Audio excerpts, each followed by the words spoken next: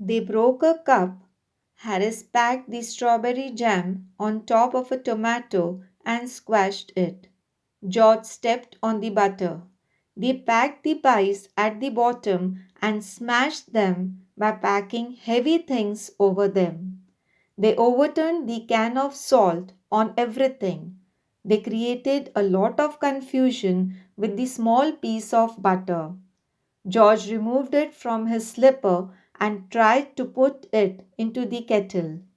As he was unable to do that, he placed it on a chair. Harris sat on it. The butter stuck to him, and they searched the whole room but were not able to find it.